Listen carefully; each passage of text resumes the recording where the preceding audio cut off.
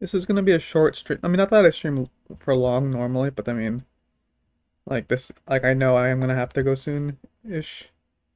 I have to go to airport. But yeah, it is time to talk about how I've been feeling about this game, a lot of the problems, and what I think can be done about it.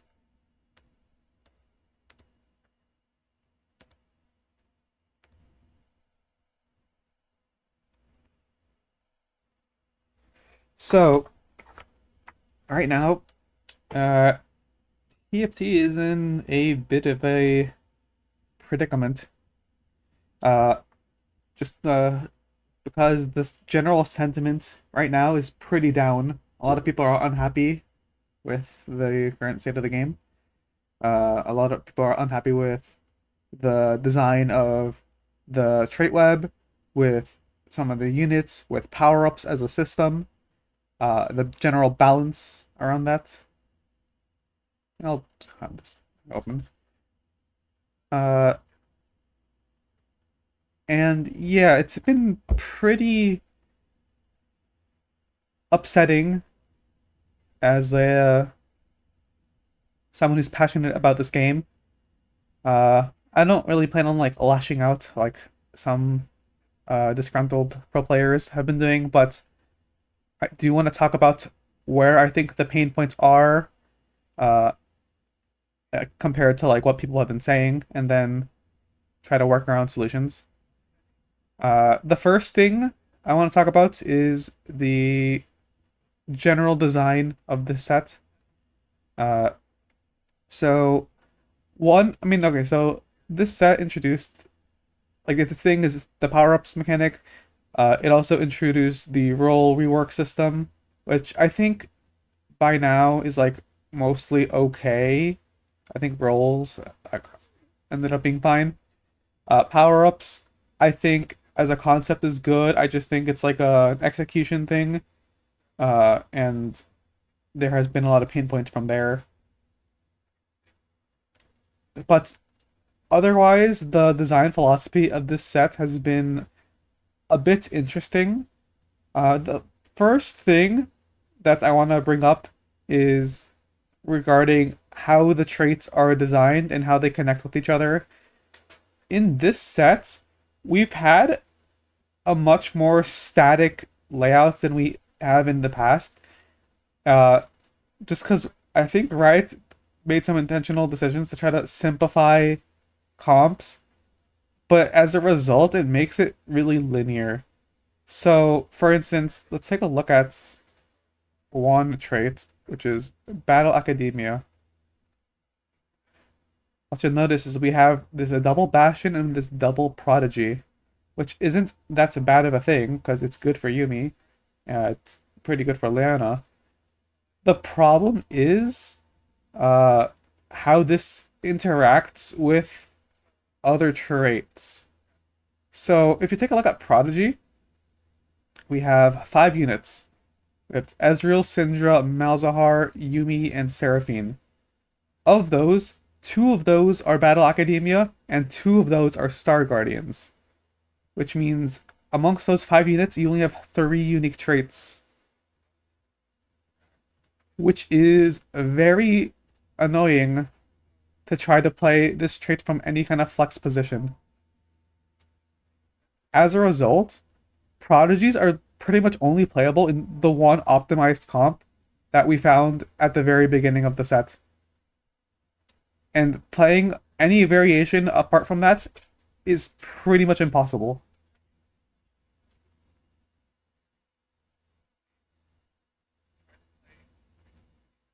And I can talk about how that comp was made, uh, because I'm the one who did it.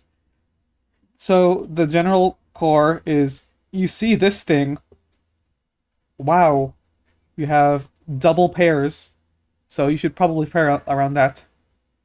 And then you go, oh, 4 out of 3 Battle Academia. What can I add? Just pick something random. It doesn't matter. But Rakan ends up being the answer because of later thing. But what else can we add? Well, dogs are. I'm closing my door. Hold on.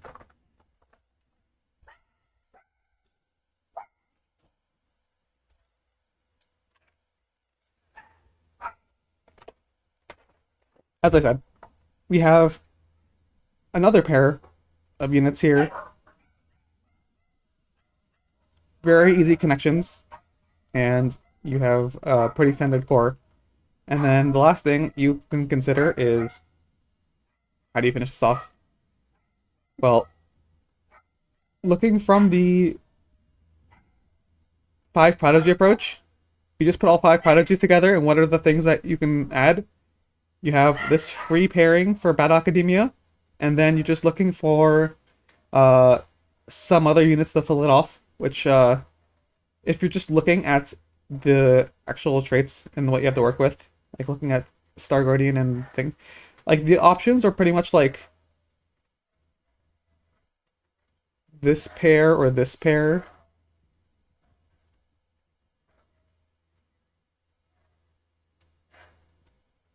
Pretty much. I guess you can go with some like a Zac here, maybe.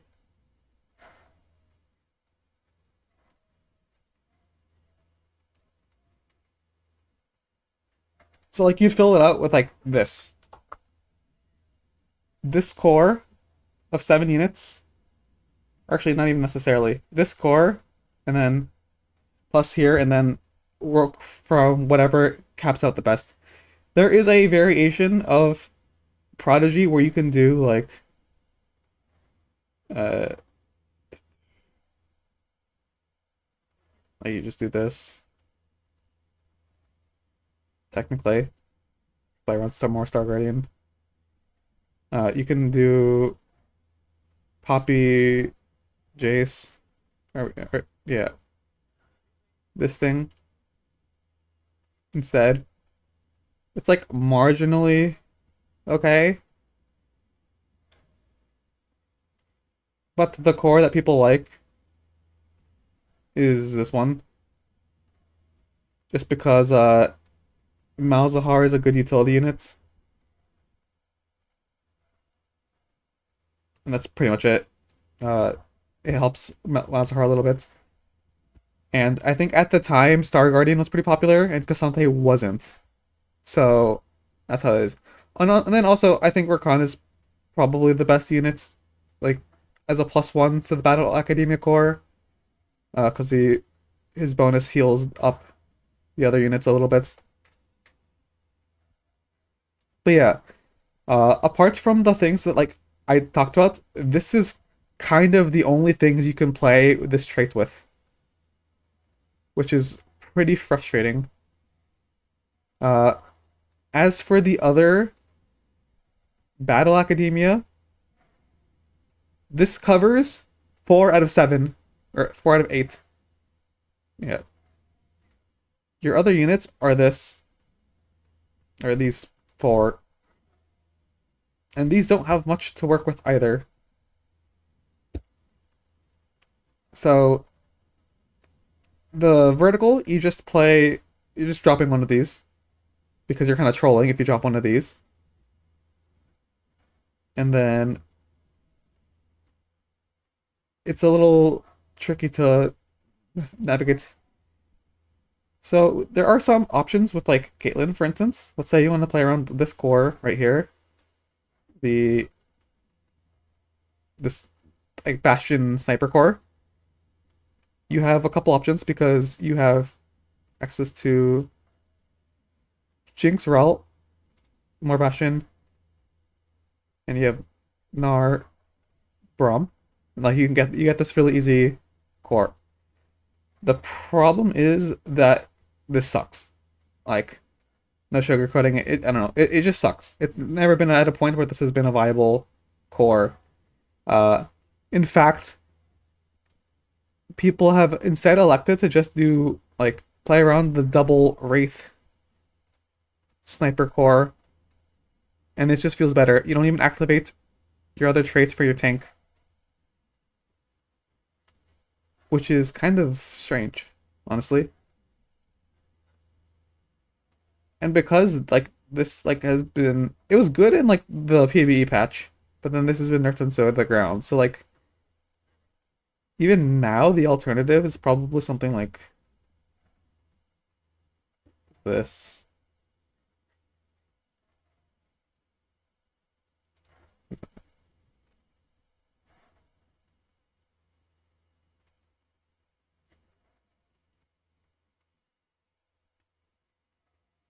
I guess is something you can probably play around. Maybe. I mean this is pretty similar to the tiny team board anyway.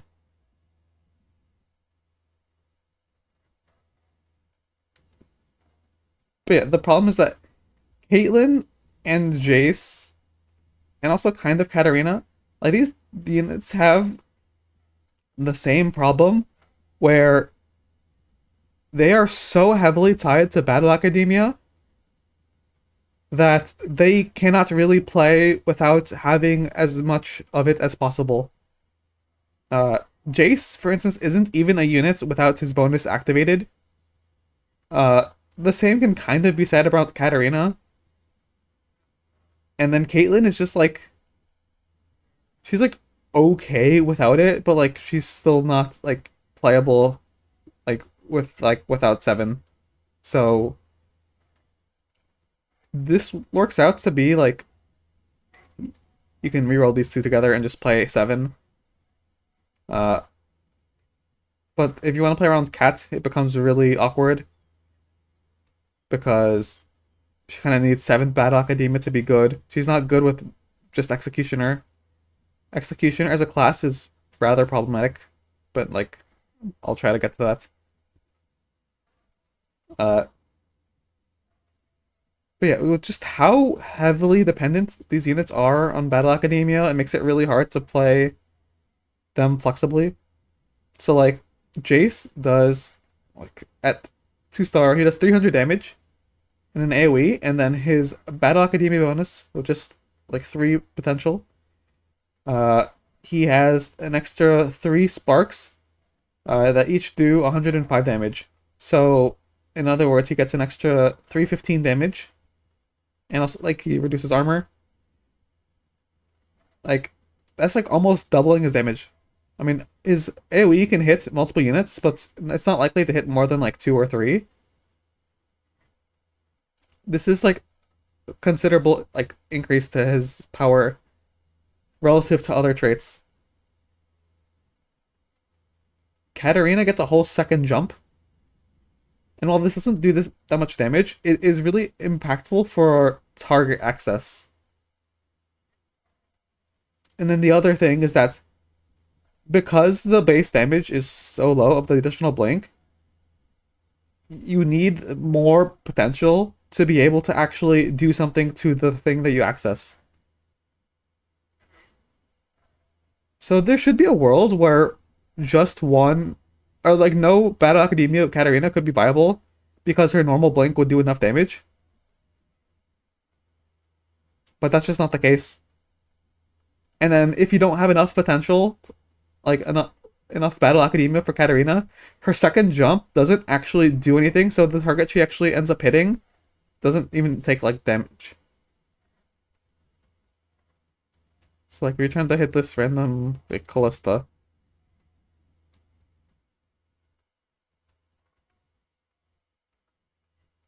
and cat jumps with 3 potential, you're only doing like 40% damage of the addition of the normal, which means you're not really gonna do anything to the cluster until you cast again. Which is why Katarina needs the potential so that actually her second jump, it's what 7 times 13%, which is 91%, which is just basically a second cast.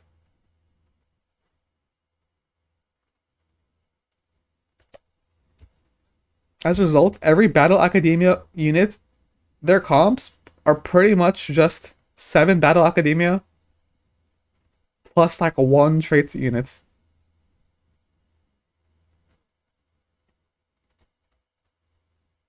Like the Caitlyn Jace is just this thing. Caitlyn Jace +1 trait bot, which in this version ends up being Kabuko. And if you go 9, you can consider like Varus Cassante.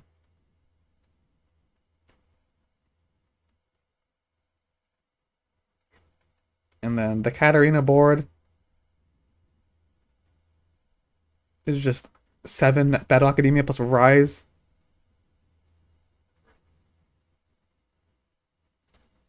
And then we talked about Yumi, which the only reason she doesn't play 7 is because you also have another pair of Star Guardians. So you can kind of work with that. But the problem is that all of these units have like pretty much one comp, which is pretty problematic.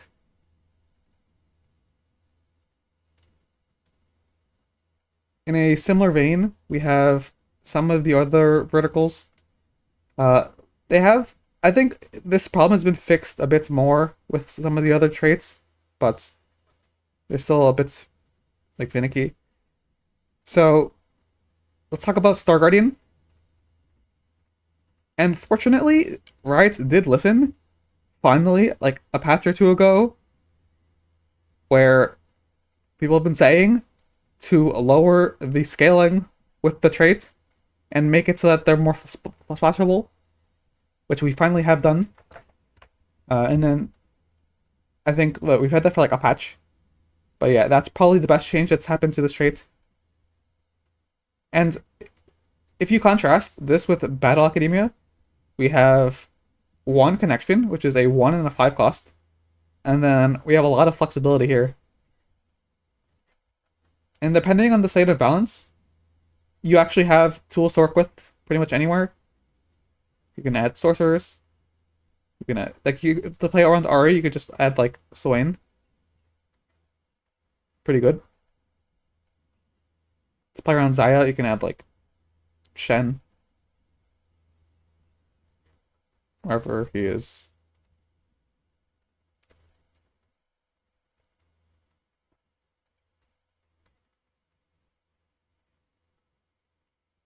Jinx works well with like you have like Varus.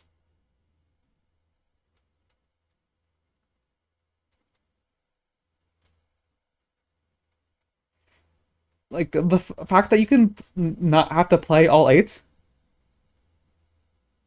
makes this like a much overall healthy trait, because right now the optimization for Star Guardian is to play this and honestly drop this one too. And you just add actual quality units.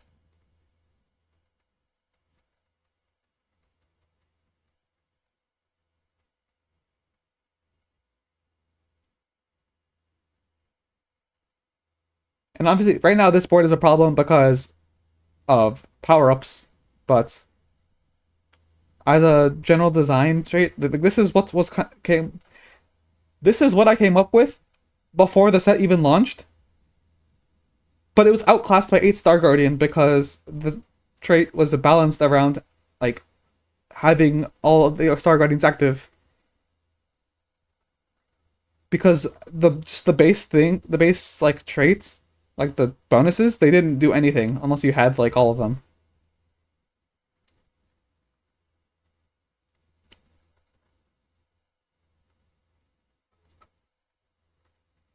We also talk about Soul Fighter, which honestly is not that bad.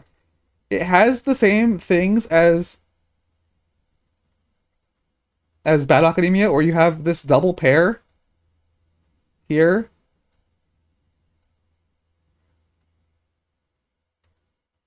But unlike Battle Academia, these Soul Fighter units are not dependent on Soul Fighter. They can function without it.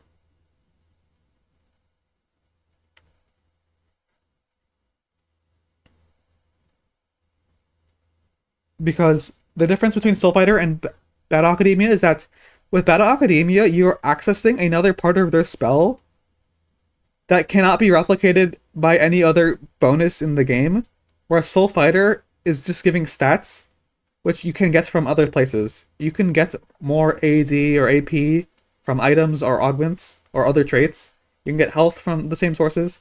True damage is a little harder to come by, but that percentage is not that impactful relative to the Battle Academy bonuses. However, we still end up seeing 8 out of 8 Soul Fighter. And the reason for that is mostly trait tuning.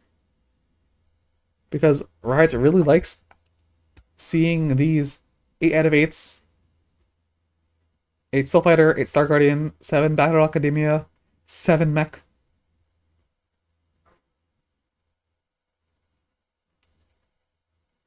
And these middle traits end up suffering a lot. So for instance, we don't see 6 Soul Fighter or 4 Soul Fighter. Those end up being pretty terrible. Even with this core, like just playing around this and then try to flex around other things, it's just not good enough. Like these middle trait breakpoints are just never end up being good enough.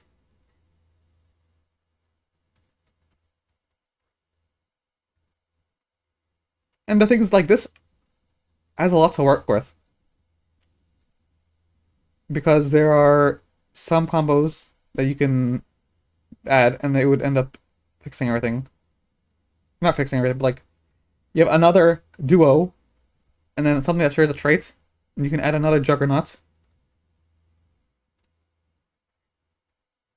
And suddenly you have a nice combination of traits here. But this is completely unplayable. Like, this board is very awful. This fight, in theory, having something there, you know, yeah, something could be like this.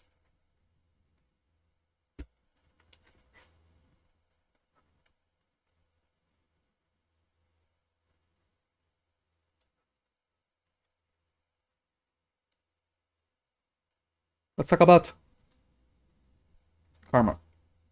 Sasha Mech. So, Mech is a summon trait. Summon traits bring natural utility to... What am I missing here? This one. Summon traits naturally have a lot of utility by adding an extra unit.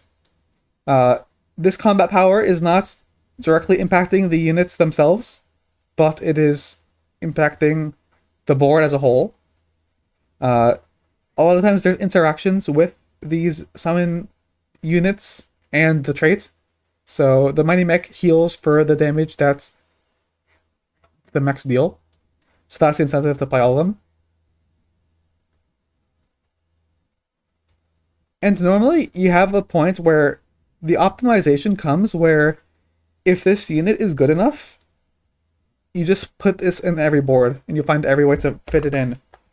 Because it's the only way to get value from random connections without like catering to like a vertical. So like Battle Academia only benefits Battle Academias, Soul Fighter only benefits Soul Fighters.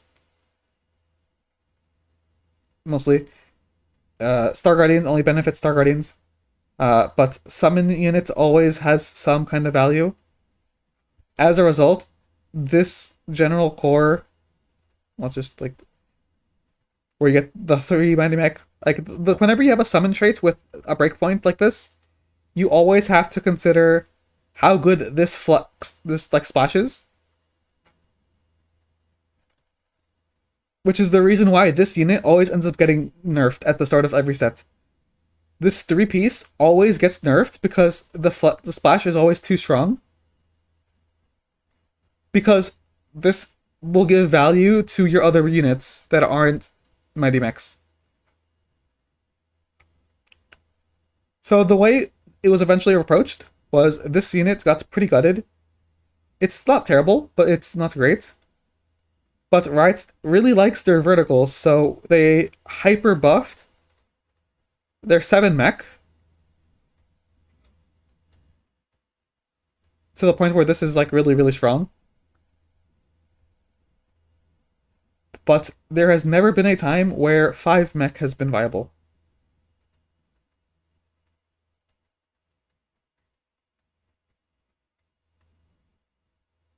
from the perspective of a support slash flex system where you can try to fit in other units.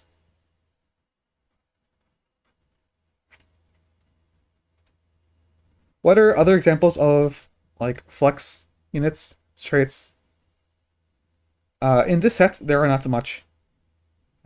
We have Mentor, which is like an okay flex core.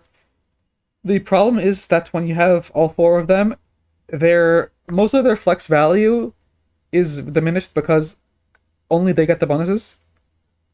However, as a core, this is still pretty valuable just because of the just overtuned like utility that each of the units have.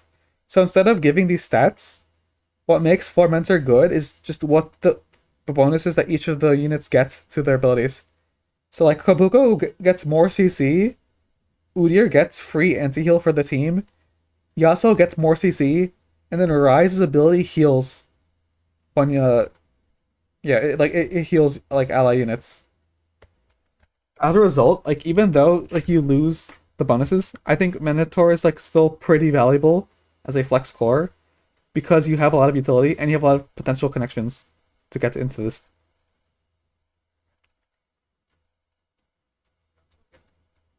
As I said, we also have the mech.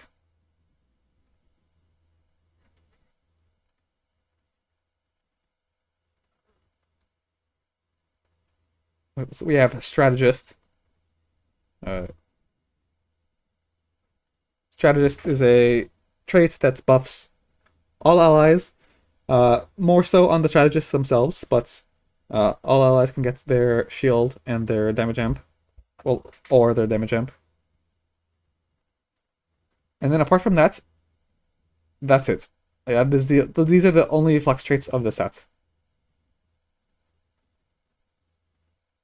You have like so your options are Mighty Mech, play some combination of like either one or four mentors or strategist. This is the general like thing what people think to be like flex cores, like stuff that explicitly buff other units or provide some kind of value. So this is the things that people try to play around, and then anytime you see some kind of flex, like quote unquote, a comp, it usually revolves around one of these pieces.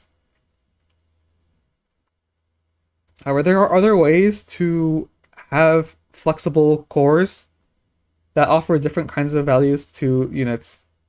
So traits generally like they're gonna provide their bonuses to their units, but some traits have value to other units even though the actual bonuses only benefit the units themselves.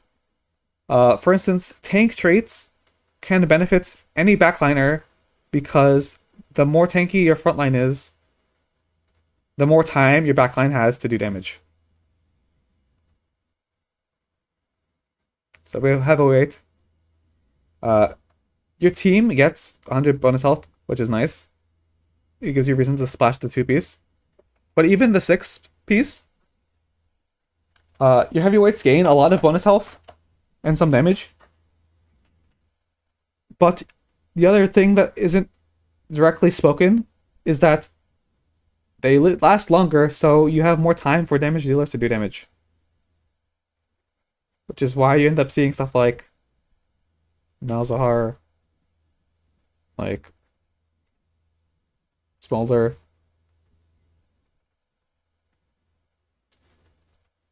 So a way to tune Flex in the current state is to look for cores like this that you can work with.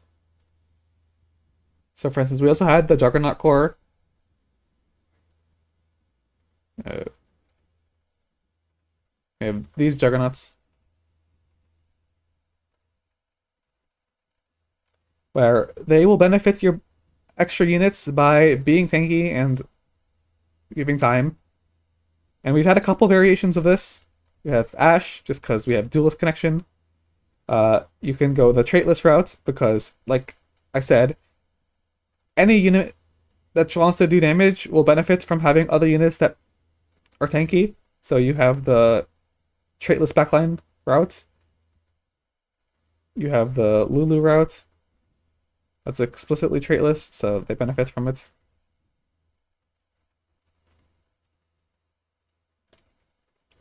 You could technically try to fit in some kind of like backline core like this, where you look for something that connects. So, like sniper doesn't really have any kind of connection here, like, but you could look for a backline that does fit, and there are some. For instance, we have like mech. You can fit in. We have Soul Fighter, which I talked about earlier. Fits in very well with Juggernauts.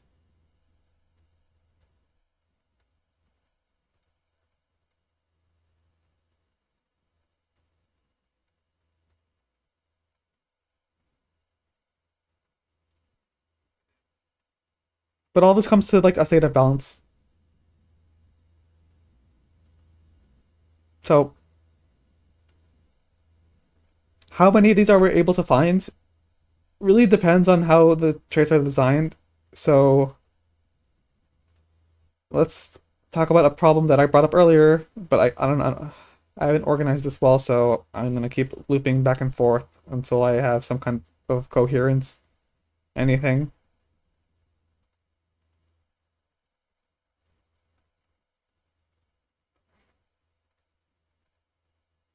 Yeah, but these all of them? No, that's not. But yeah, this set has way too many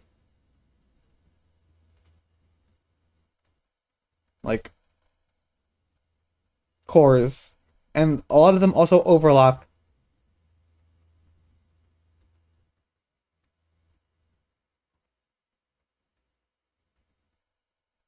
So like we have one, two, three, four, five, six, seven pairs of units that overlap, which means you are kind of dependent on having both of them together at all times. And then you have some traits where you have multiple of them, which makes it really hard to play any of these units without each other.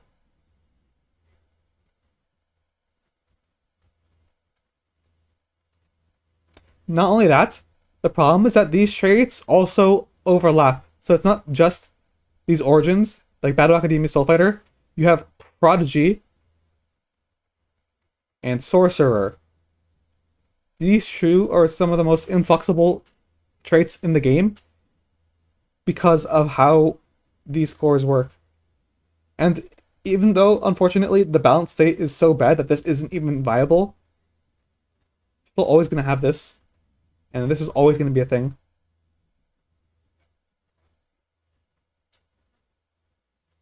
And it becomes very difficult to play any of these cores without the rest of them.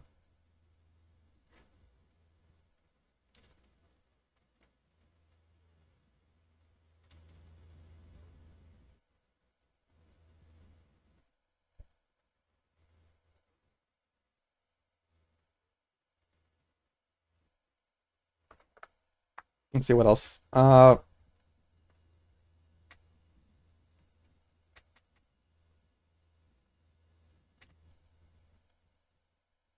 guess I'll go back to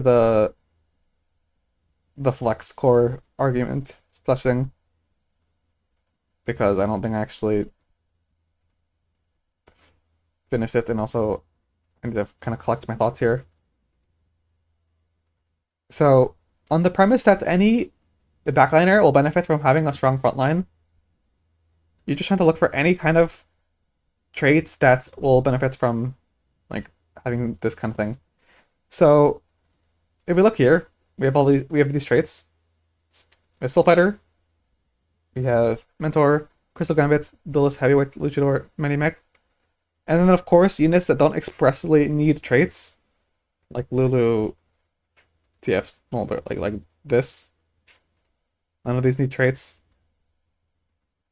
But if we do want to play around traits, we have some options. And you just the way you would approach it is just to consider first the connections, and then second any inherent synergies. But those are more unique, so I'm not gonna worry about those now.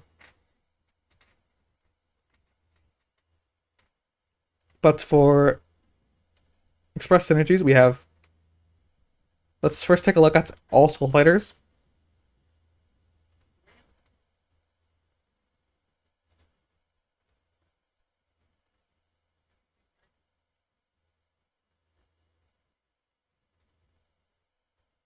And then like kind of fish for things here. Zinja probably doesn't fit on the basis that we have a vertical trait that he doesn't like, or a vertical tank trait that he doesn't line up with. But we have the Sorcerer Core, which I talked about before. We also have Duelist, which directly links with Udyr, so technically you don't need anything further. But you could technically add more Duelist to this core, and then replace units as needed. So like, you could fit in like Ash plus, I don't know, another Duelist. There aren't many Duelists to pick from. In a world where 4 Duelist was actually clickable, or slash like playable, like that would be an option. Like you just drop something random.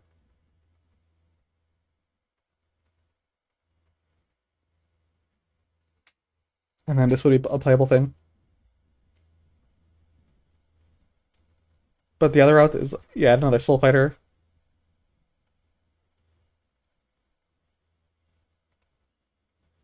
But this also isn't really a playable thing. You could play like this, but yeah.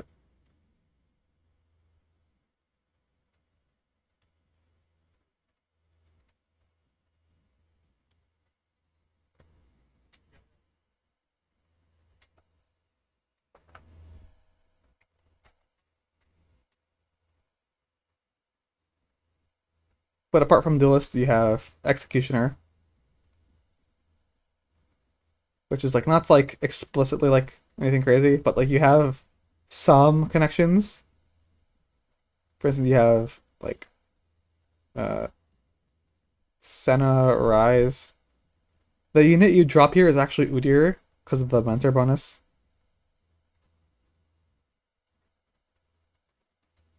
And then with that, you kind of like see this thing. Like even though Callista ends up not fitting, you still use Callista to kind of get to this board.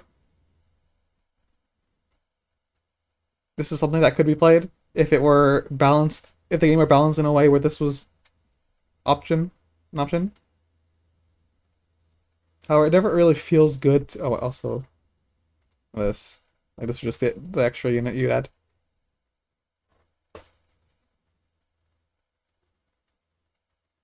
But that's not really ever going to be viable.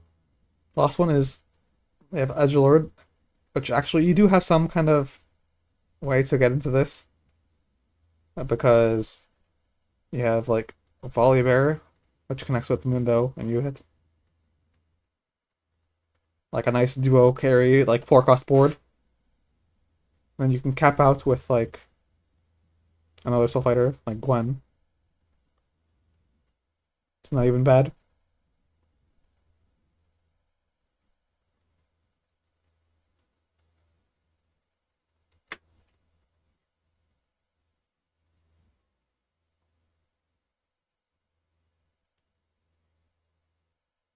But yeah.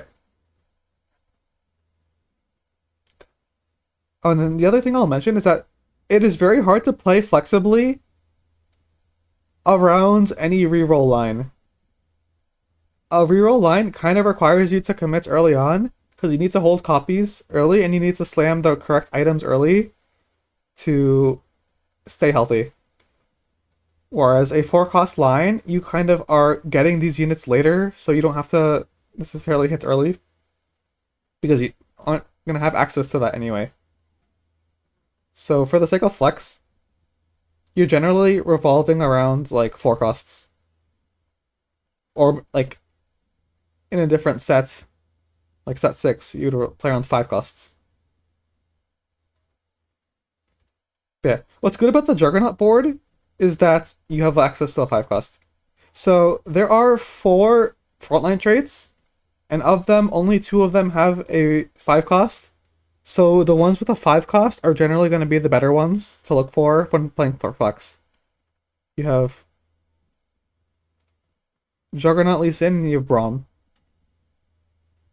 Both of which are also carries while being in a tank trait. So Braum is a damage dealer in a tank trait, which is very good because you can put items on him. And even though you're not going to have many damage dealers, having one of them as a 5 cost is very good. And then same thing for Lee Sin. He's a damage dealer in a tank trait, so same thing.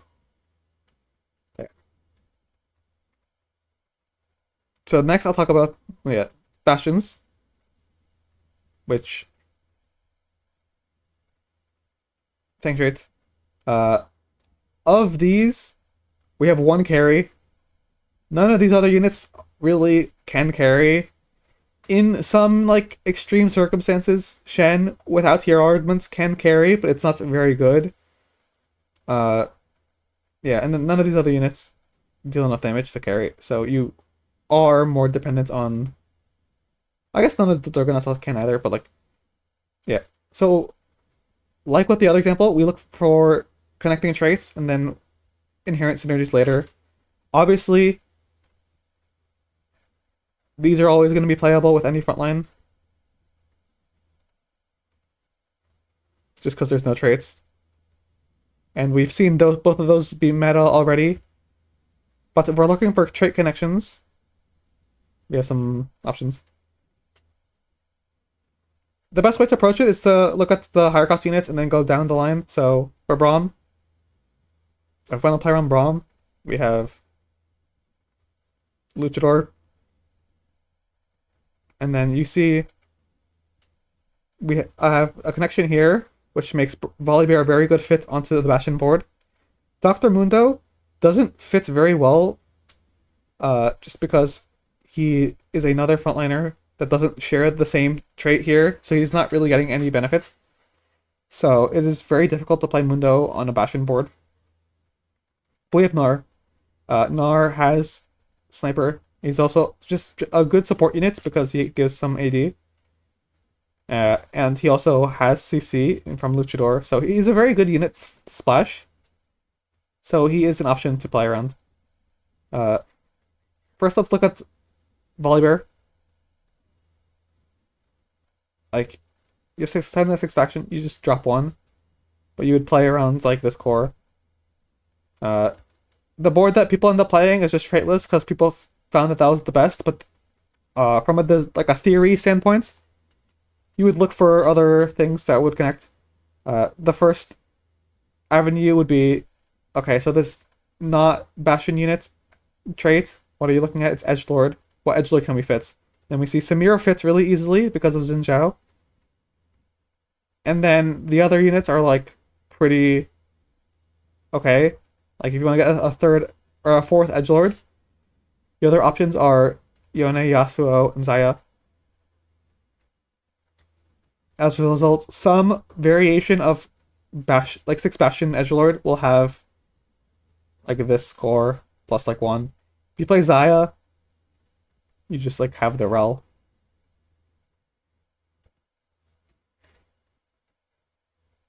I think Garen is better just like on its own without Star Guardian, so generally this is the preferred core.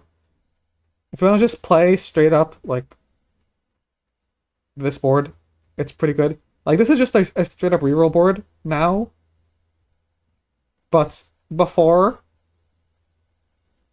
that became strong, this is also like the same thing. Yasuo has like his mentor bonus, so he gives some attack speed. You like if you have the means to reroll him, that's why that works. But then otherwise, just adding the 5 cost also is good.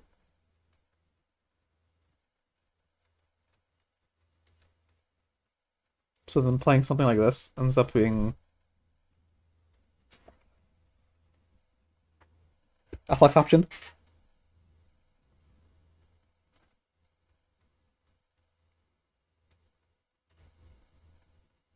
If you don't go the Edgelord route, you have the Gnar route. You're playing around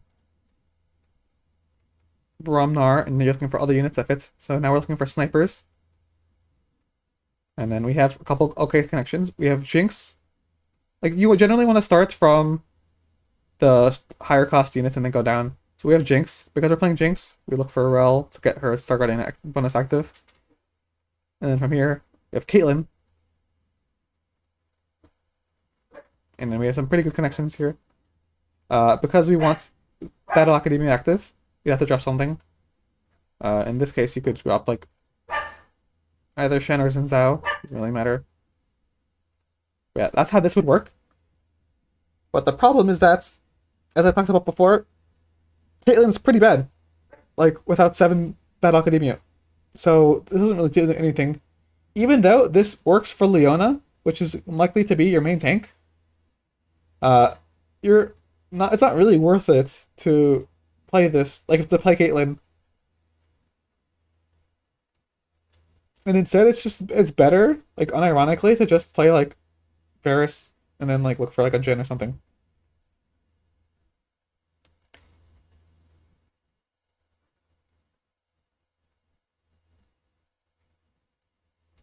So, well, in theory, like, we end up dropping to, like, this board, and then, like I said, that's how you end up back to, like, that, Sniper Bastion board.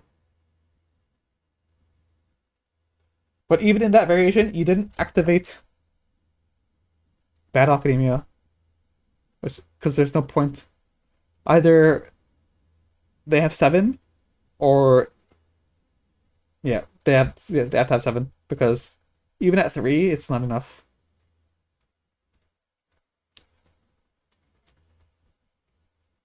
But, yeah. But on the topic of Battle Academia, the next thing you'd look for is Leona because she's the next highest cost. So then you go and Yumi's the highest thing that you can pick. So, okay, Bastion Prodigy. What do we have to work with? I'm just gonna, yeah. So obviously you share a trait here, but you'd have to add another Battle Academia. You don't have a lot of options to add here. And if you fully went into the optimization route, you just go back to the other comp. So in this example, we have to not add Ezreal. Instead, we're just adding more Prodigies. In which case, other things that connect are this. This is kind of the only other option to play around the board here. But this is not very good either. And the reason for that's Archangel is nerfed. Like, your build would probably be something like this.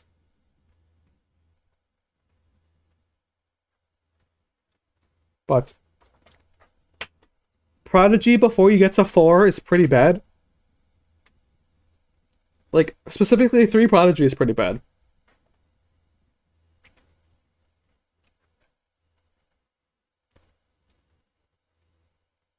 But the way you'd make this comp work would be to play with that.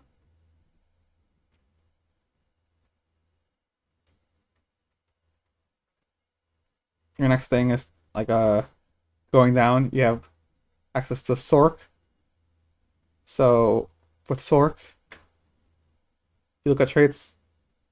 Gwen fits really well. So does Lux. It's hard to fit both because you have this awkward 3-3, but one at a time, this makes it is really easy to fit in. As a result, Gwen is in the same boat as Volibear, where it is a very good addition to the board. Like, it just fits really well.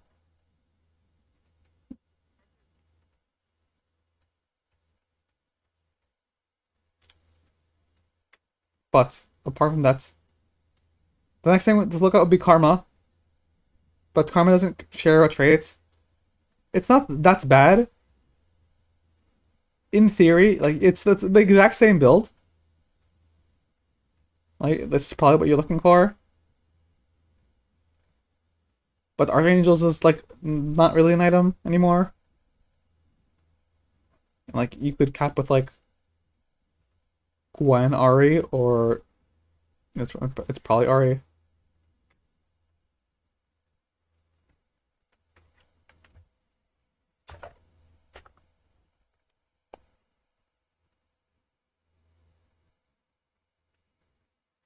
Like this would be an option. And notice how, okay, so when you have a front line, you want, like, you have specific needs for your carry. You're not going to have very high activation on their traits, which will contribute damage. So normally you're looking for items that will take care of that. Uh, when you have a front line that lasts longer, you generally play towards stalling. So you end up with this core of items that like usually carries over. So in a perfect flex meta, around Bastion, for instance, you would be able to play this and you could flex between the two. However, this has never been viable because Bastion isn't strong enough and because scaling has been harshly gutted this set.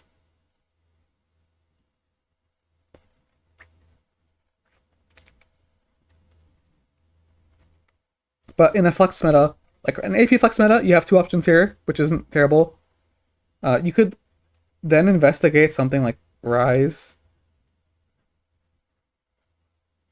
Maybe. I don't know, you'd have to get like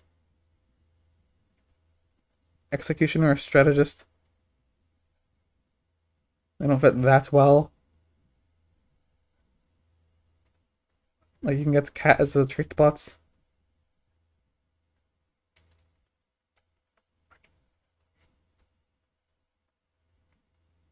And then you can have like Lee Sin or Kali. Like this could be an option here.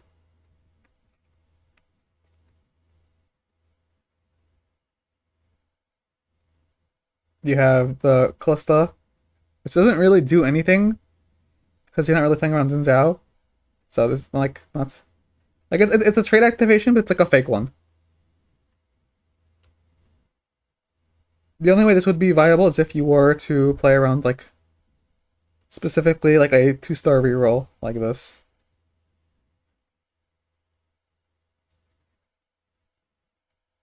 Which could also be a thing if it were worth playing around, right? Like rerolling on this.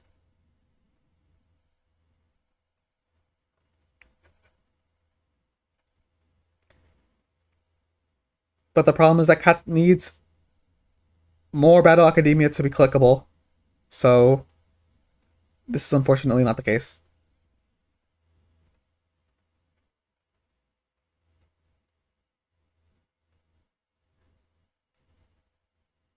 But yeah, even in that example, your build would look something like this, which is like pretty good. And it kind of talks about it like explains what the core of flex is, which is like not true flex. Flex will never be truly flexible. Like I feel like the idea that you could outplay anything at any point in time based on what you hit will never exist in TFT, and that has never been the case. Not since maybe set one, but I don't even think in set one that was really the case either. The core of flex is to play around a strong core and then be able to fill in additional components based on what you hit. So, in historical examples of flex, there's always some broken core that you were playing around, and then the rest was like acceptable. Right now, an arguable flex comp is Star Guardian on the basis that this core is like it is just straight up this core, which is just Jinx Poppy.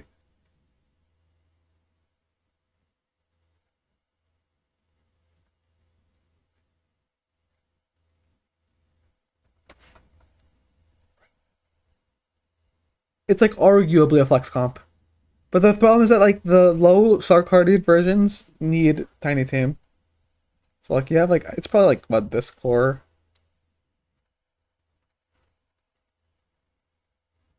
Alright, this is probably like the real core. And then if you have Tiny Team, you add other stuff. And if you have if you don't, you just add more Star Guardians that benefit.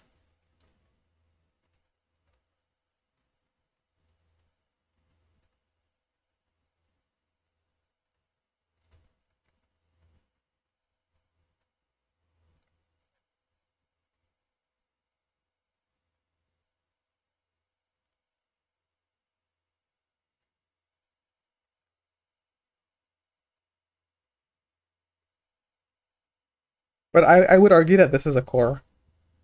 And then another variation is with Narvaram. So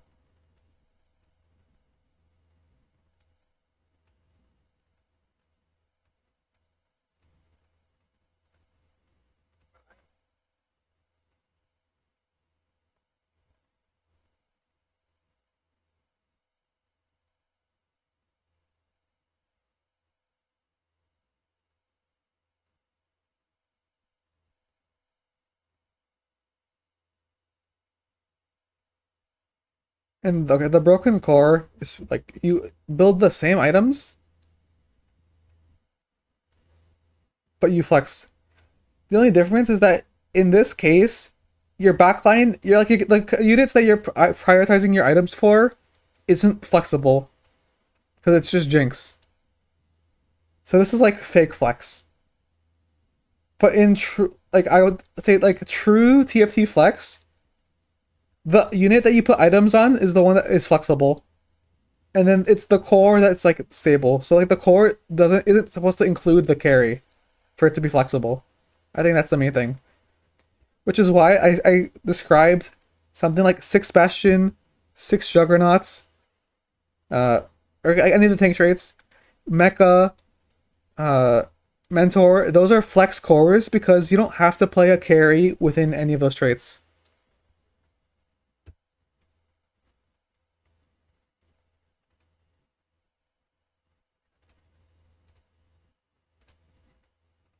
So in a Bastion AP flex example, we have a way to play these three AP units.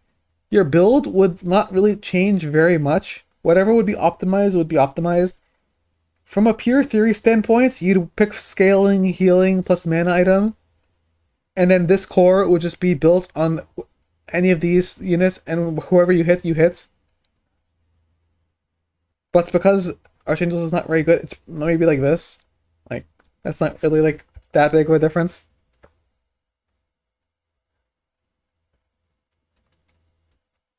And then from a different component line, we go like a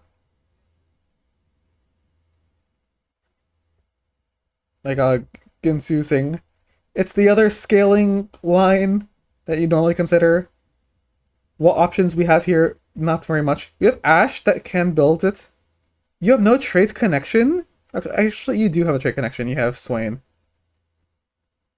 Honestly, you could on it like this could be a flex too, and you what one more duelist.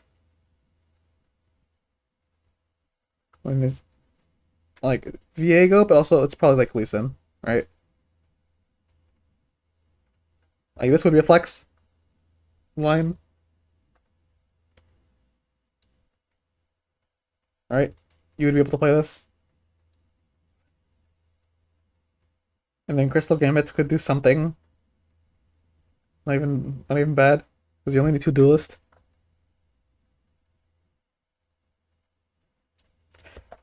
Crystal Gambit's kind of a weird one because I think right now in its current balance, it is quite literally Heartsteel, where or like the point where Heartsteel is good, which is when you flex it in later into the game and you get the bonuses, and then that's so I think something that we might actually be seeing more of is Heartsteel or not, Crystal Gambit flex.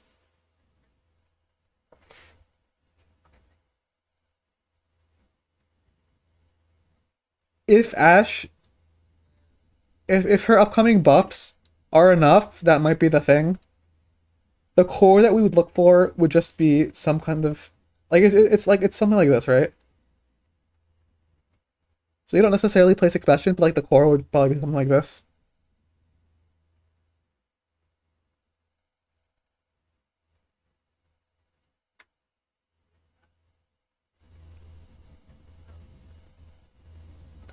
You'd play Udyr too, probably.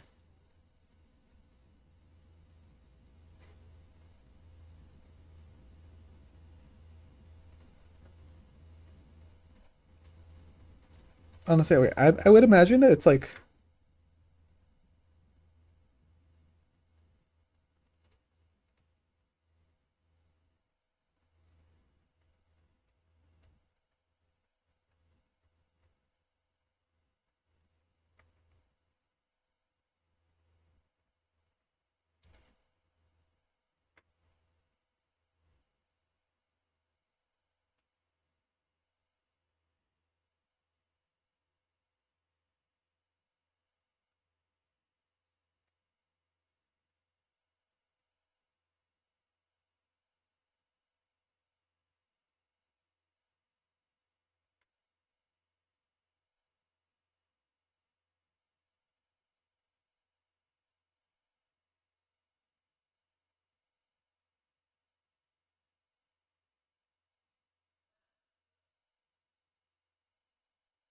I don't know. I'd wait until we see how strong. I'm gonna play on the PvE some point later in the week, so I'll see how good Ash is now.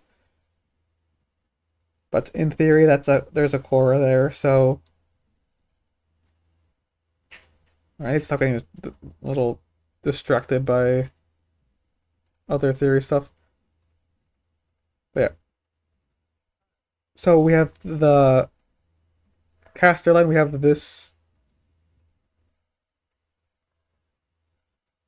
like theoretical thing that you could technically fit in a state where six Bastion were good enough to support this. Your flex options are good. You have two carries, which is not the same as three, but it's okay.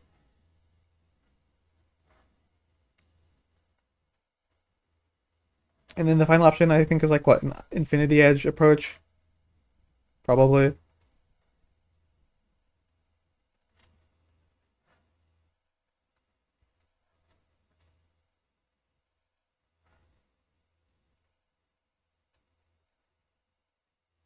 Where you probably look for like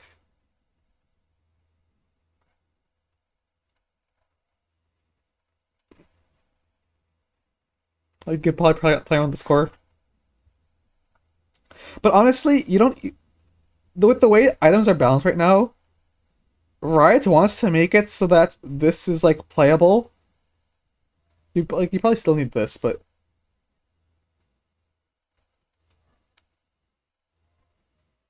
you could kind of flex around some things.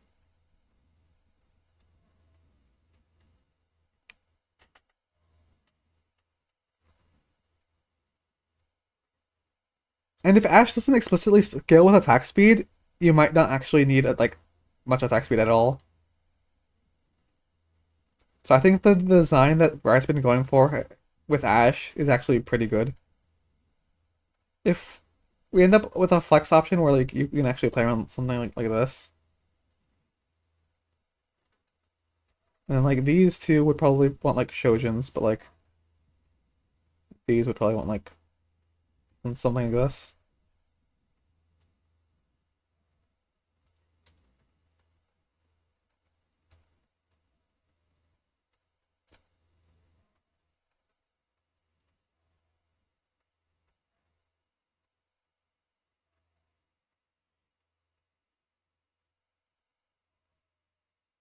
But then like it's probably like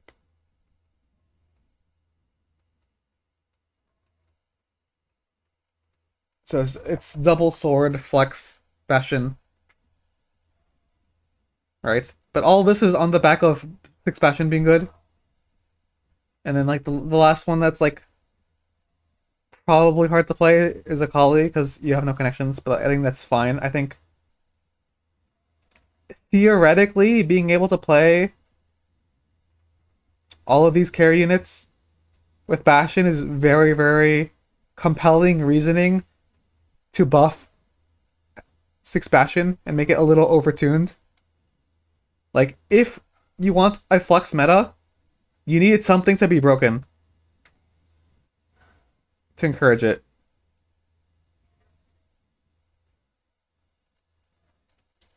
If I go back to six Juggernauts, how ambitious can I be with the other scaling? Or is it just genuinely like not as flexible and it has to be Bastion, right? We have this, this.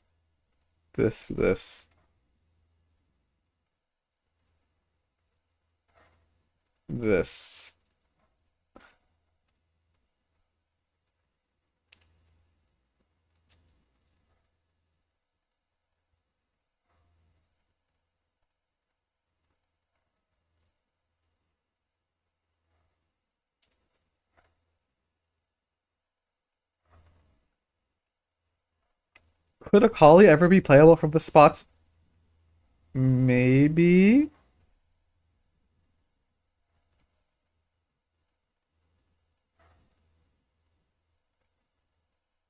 Okay, so you need Executioner. If you add the Rise, you might have to drop the Udyr. which would be a little rough.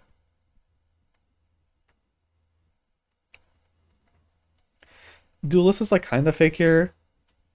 But like heavyweight would be much more valuable.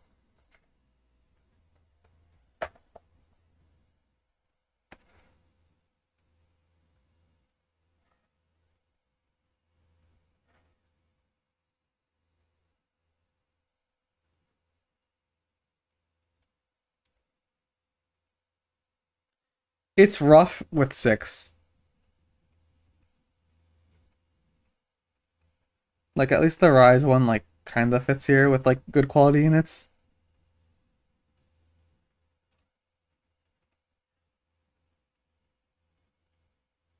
Okay, I don't think you can fit a Collie.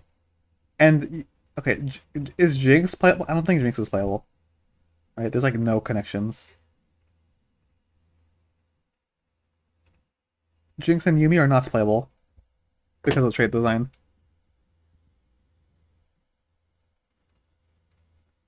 Which is fine, honestly, because like you don't need everything to connect. But like, okay, is there any way you can play Jinx? You like Gnar. Jinx needs Star Guardian active. So you're gonna. I mean, you can get Poppy in, but like,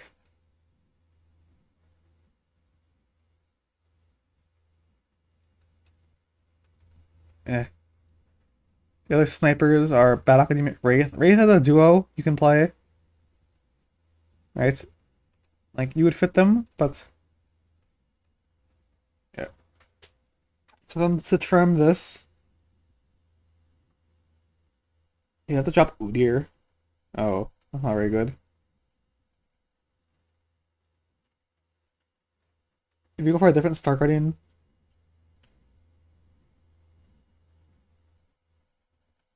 because you drop Aatrox, what would you add?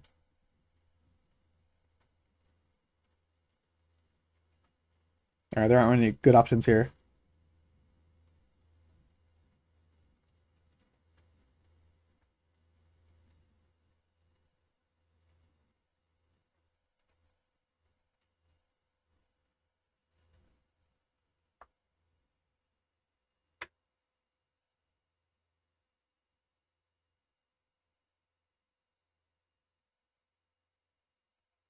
You'd have to like you have to play around this, but that's not enough damage for sure. Like you have Jinx Lee Sin.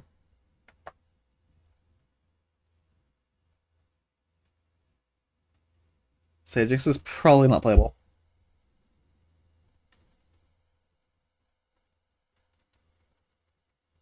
And then Yumi is almost guaranteed not to be playable.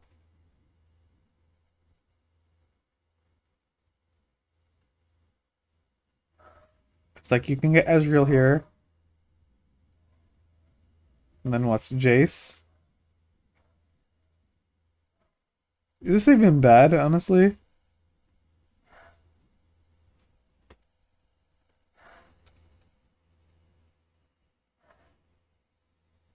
I mean, two Prodigy isn't bad.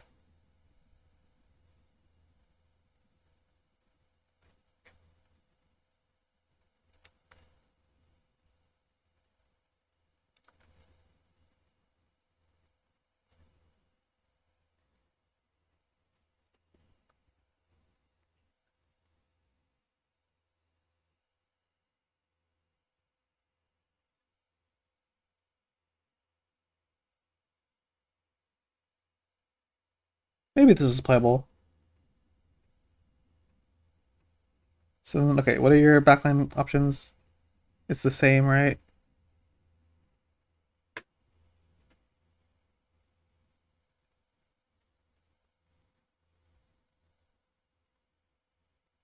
You have your four cost options with like the same kind of dynamics where you're playing around flex, you're playing around scaling, just like whatever the meta ends up being. Probably like this, just on all of them.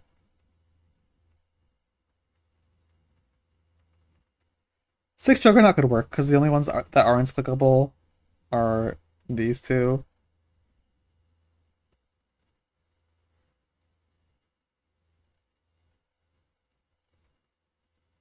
Actually, wait, the Jinx example isn't that different from the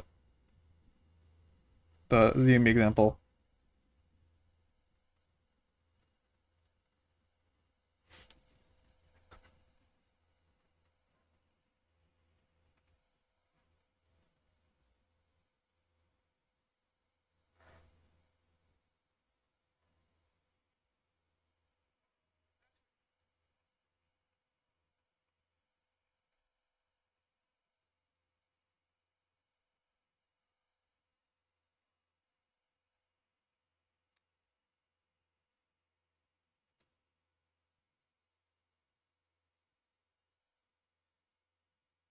But I think Akali specifically is one where you'd probably just drop down.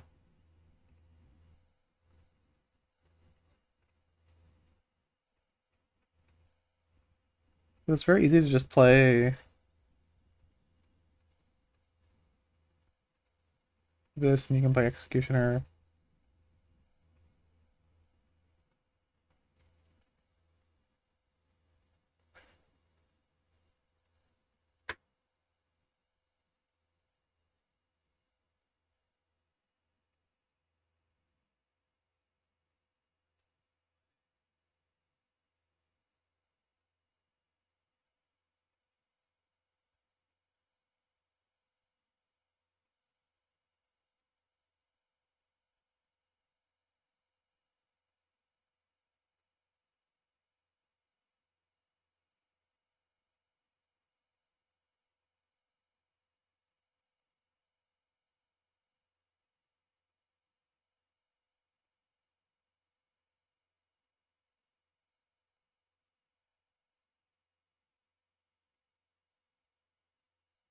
It's awkward with Akali.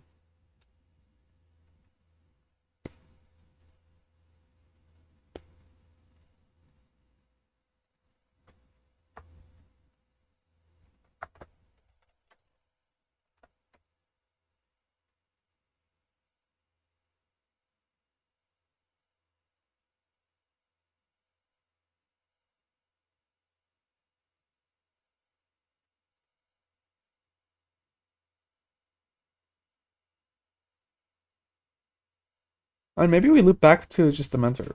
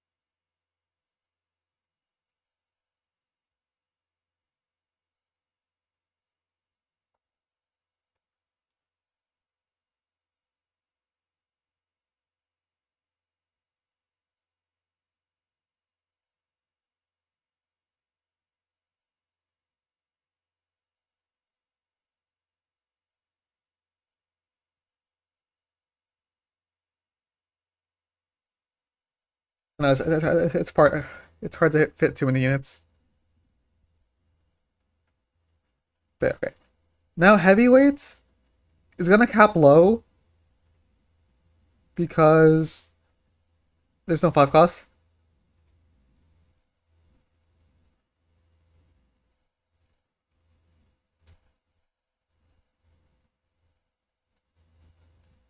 But what can we look for here? We have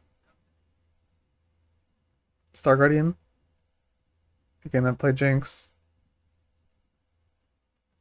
Uh, Bad Academia would fit Caitlyn, but uh, you're not activating the trait, so it doesn't really matter. You have Wraith, so you can play Varus.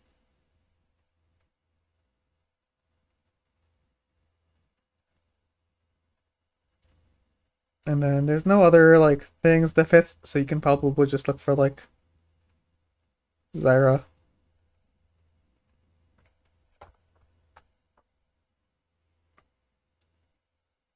So yeah, Jinx could work.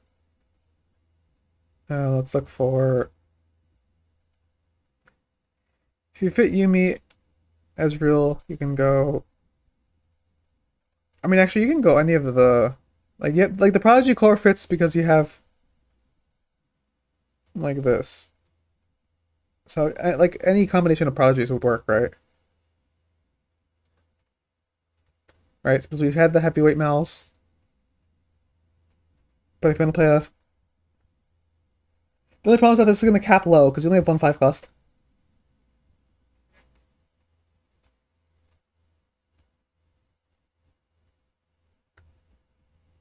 But in theory, you could do this. This is pretty much a worse version of the other one that had more high cost units.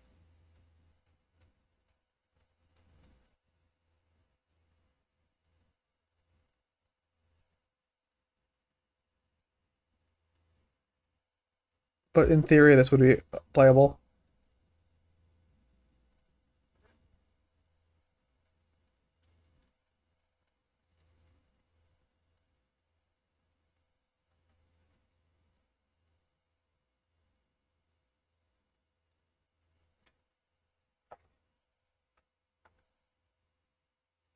And then like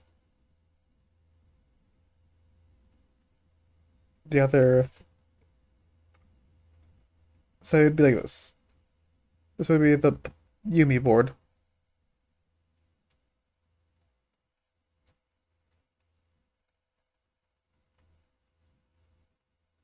and then somehow you'd get, like you could do this. But your three Prodigy and three Prodigy is pretty bad. It's just, I don't know, it's just weak.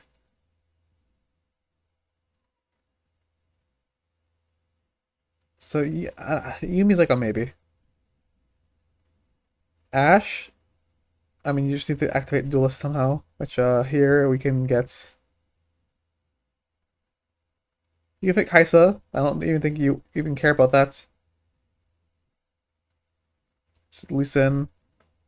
Like, it's just random Duelist plus SWAT.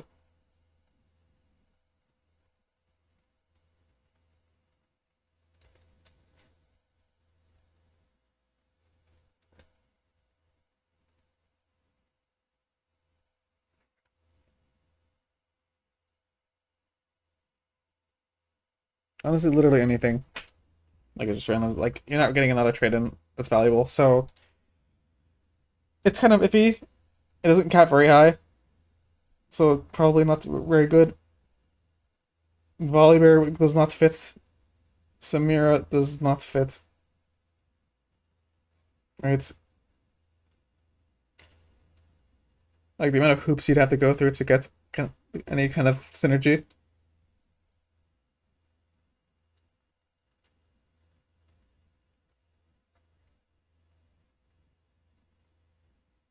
Rise, you could do the same. Actually, no, you can't because you're like you have to play these six. You can't fit in J4, so you have to put like listen. It's just the same thing.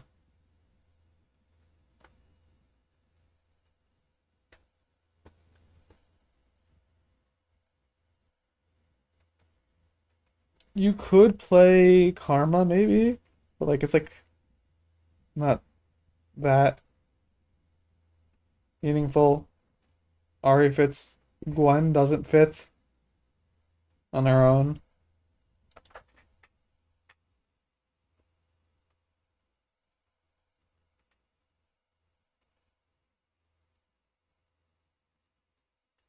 Ari could fit. I could still prefer the Gwen though, but it's just not synergistically good.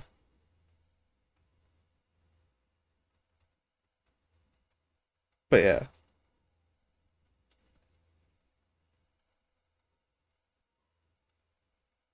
the point is heavyweight's rough and doesn't cap high because it doesn't have a 5 cost. Protector is the same situation. It just doesn't cap high. So you're gonna play these in like rerolls. Wait, hold on.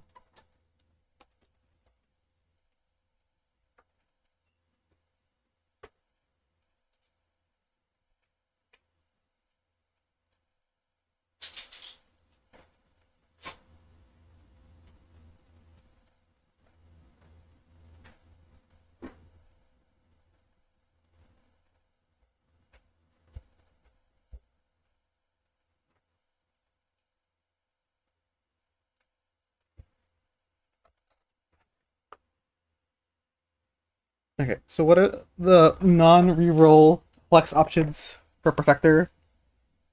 Rise fits really well. Like that, I mean that works. And you can lean into either strategist or protector, or I mean, or executioner.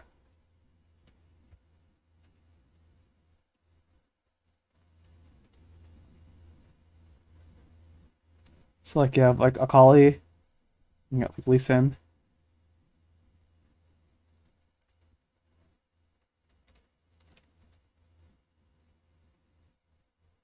Like this works.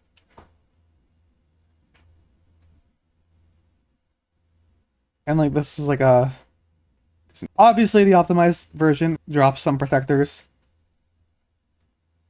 but we're just like talking about the possibility.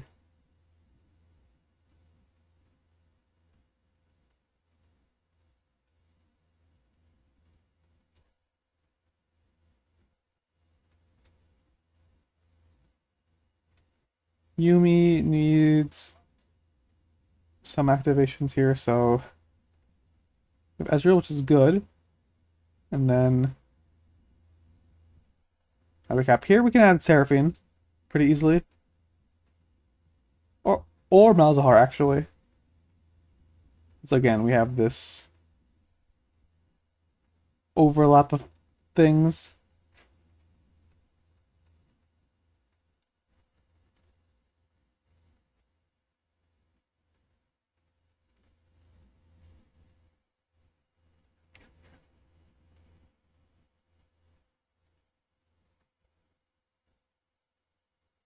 So from like a reroll standpoint, we have, or from a like a flex standpoint, we have the Yumi, but we can also play around like Malzahar and reroll. Right, this could be a thing.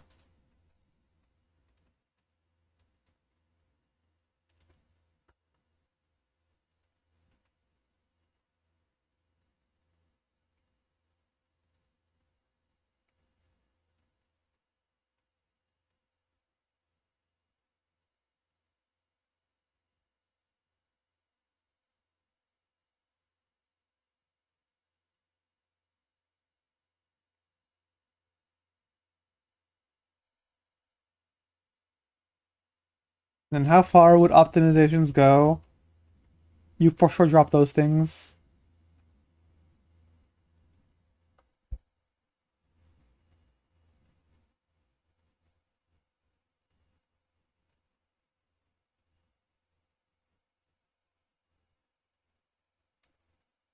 Uh,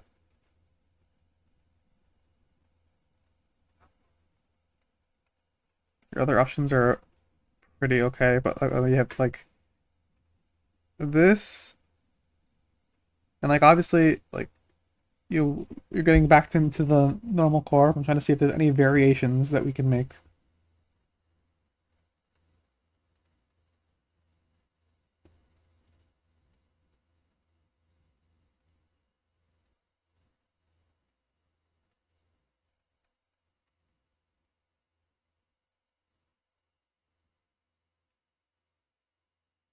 Because maybe you could drop these and play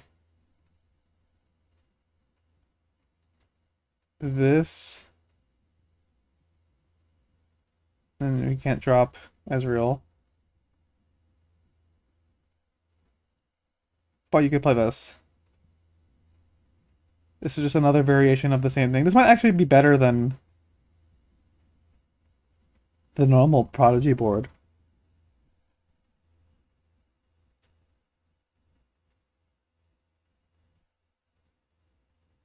This doesn't seem bad at all, actually.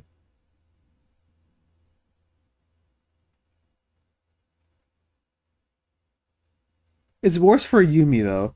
That's the thing. So if you're playing around Malzahar reroll, this is probably better.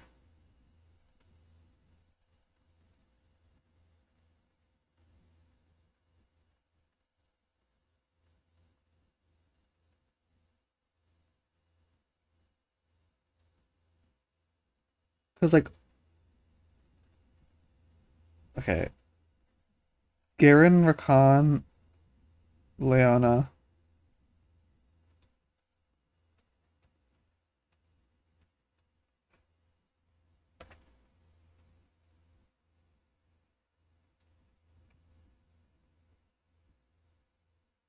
I mean, okay, Garen's kind of a beast, and then Rakan is also really nice value.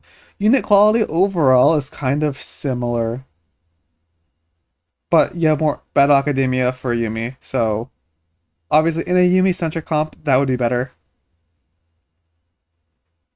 Without that,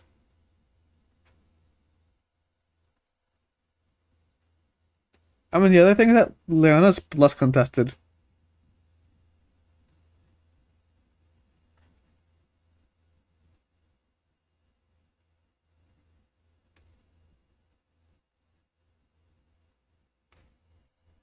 But yeah, this is an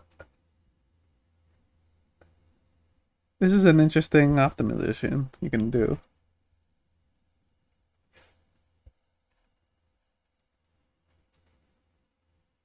You'd probably only play this from like Lighting Jewel. But Lighting Jewel is also getting nerfed, so uh, I don't know. Anyway,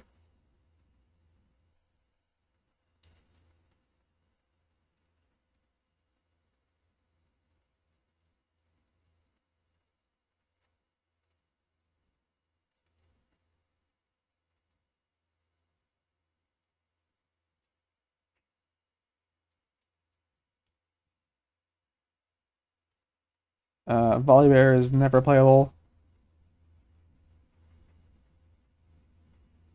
Samira is never playable. Karma is a Sork connection, so maybe.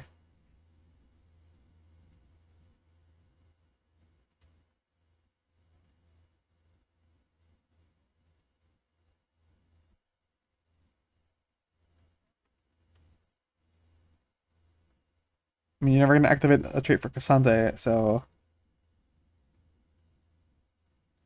like with if you want to play on Nico, it's Ari.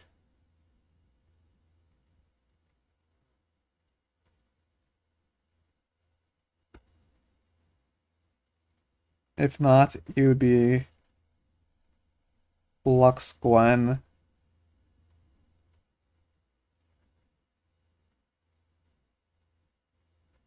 Or you can also just do like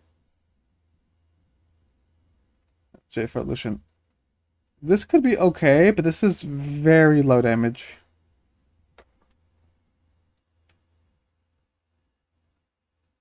This is like very, very low damage.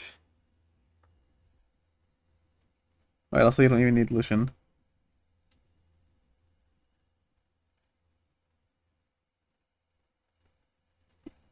You would need some Might Mech.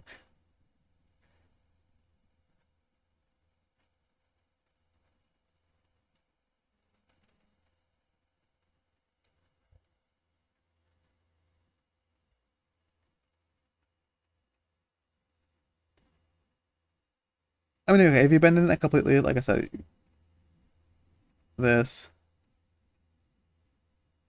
which is probably okay. So there is a potential karma angle.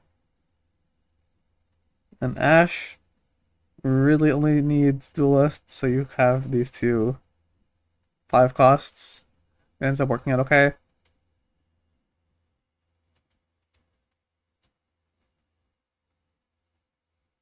But probably doesn't cap as high as like the Bastion wards.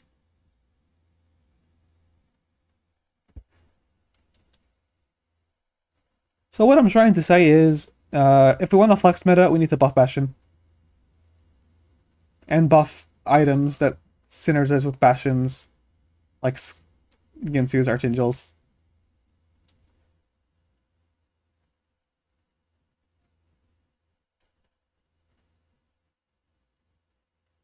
But yeah, that's most of the traits web complaints.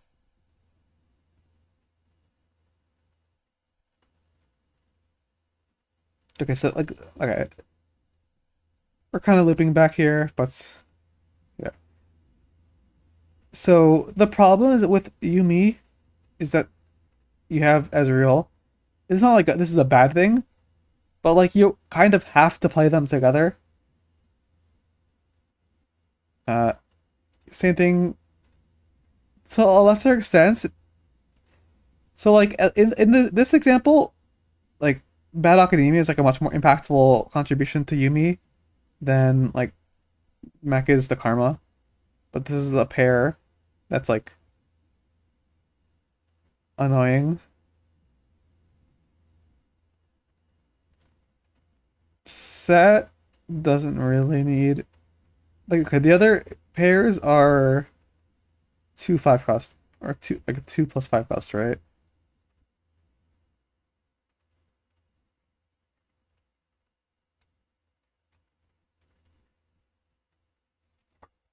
And this is a bit healthier because you can't plan your game very easily around 5 costs. Whereas if you're looking for Yumi and you want to play flexibly, you have to also hit an Ezreal on like 8.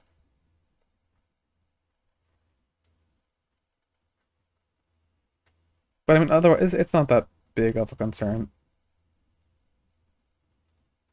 The real thing is that like these traits have like too big of a concentrated core and not that much flexibility. Like Star Guardian is flexible, but like some comps will just revolve around the same cores of like units.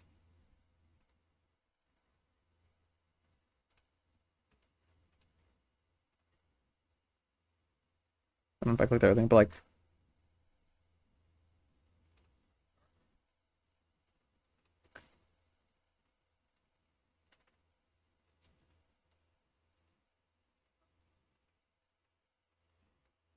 like you have like this whole section of units.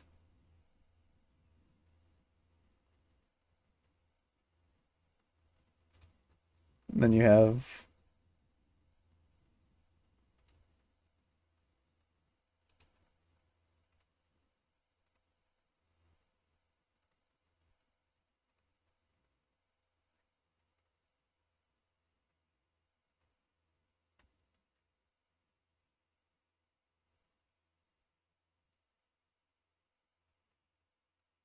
like this group.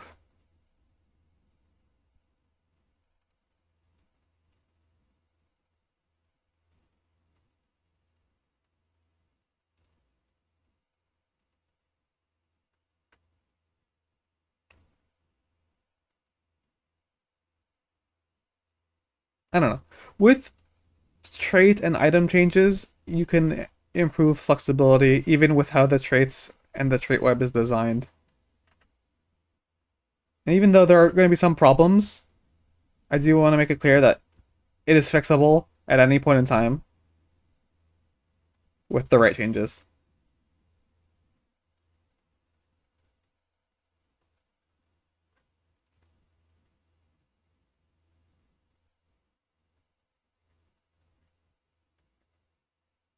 So I guess the last thing I would talk about is like the mechanic of the sets, like power-ups. And actually, I want to look here because it's a better way to show. I think the main problem is that with the flow of information and with people like me who will optimize the shit out of anything, uh, there will naturally be a best option, and sometimes the best option is so much better than the other ones that you make a plan around one, and if you don't get your game plan, you are screwed. So a meta example, Yumi isn't like best example. Right now, Gather Force is by far the best thing you can hit on Jinx, and anything else is like borderline trolling.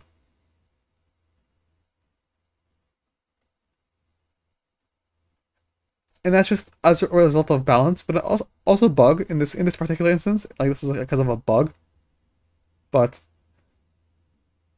yeah,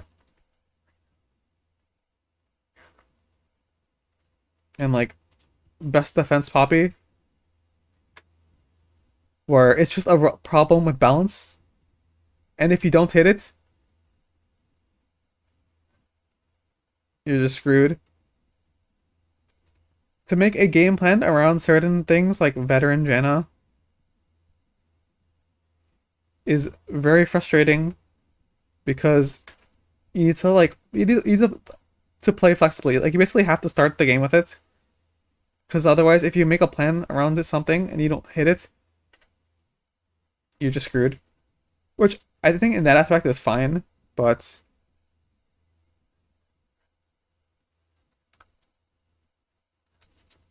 I will say there are some balance issues here. And like, okay, I started to trim down some of them, but I think they can trim down more. Like there are still some pretty considerable overlap between some of them. Like we have singularity and max vitality. I don't think both of these need to exist. I think you can cut max vitality because I think this is like the more interesting version. Yeah, like Standala, Tankzilla. I mean, they're similar, but they're different enough. But also, I think they both don't need to exist.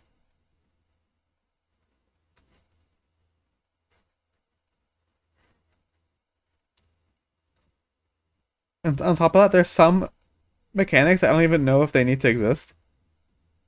Like Atomic, I don't know if this needs to exist.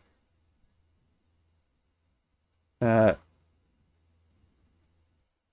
like maybe Spike. I think Spiky Shell maybe does it better, but like arguably, some like what am I looking for? This one.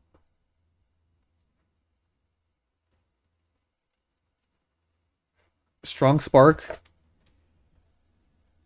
Really hard to make that work. I don't know if this is better than Atomic. And Atomic also is not very good. So I don't know why this still exists. Like there in theory is like a way you can try to abuse this, but it's still not very good. Like if you try to min-max the procs by getting as much CC as possible, this is still not very good.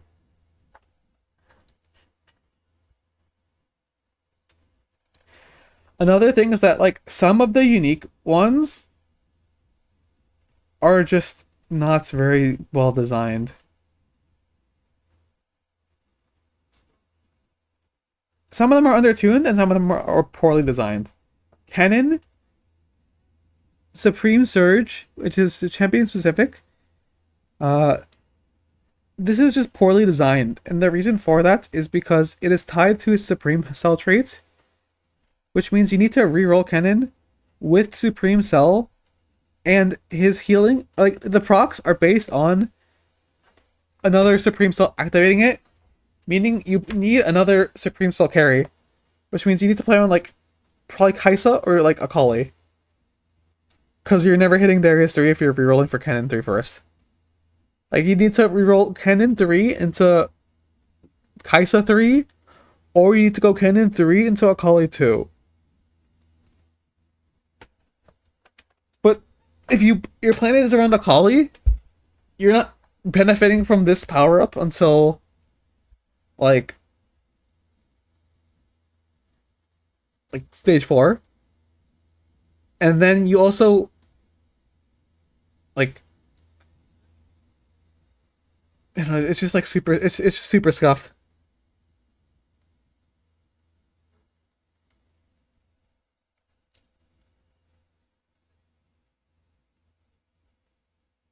Like okay, what are the yeah, there's no.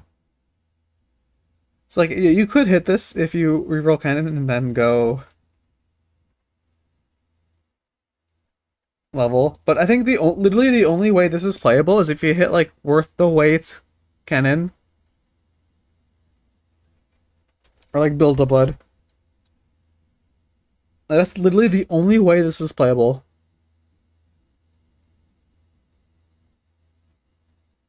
Another poorly designed one is Kabuko.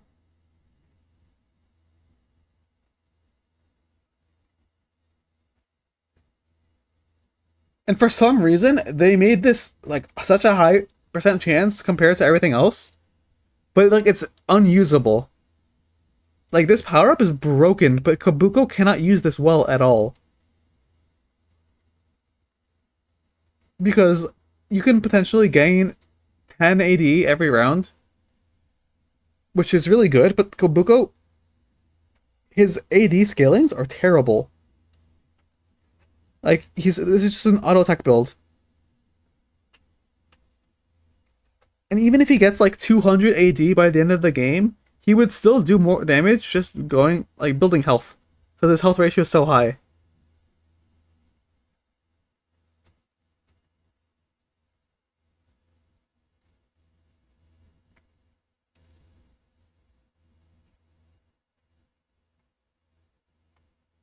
On the other hand, there are some that are well designed or at least well intentioned, and just need some like balance help, or they just to pick up. Like I think Mecha Blade is fine. I think this is actually pretty good. I think Pursuit, fine by design.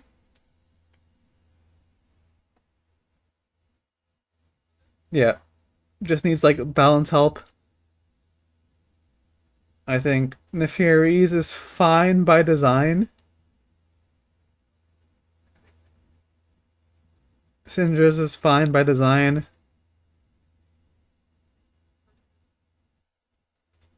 I think even Shen's is fine by design.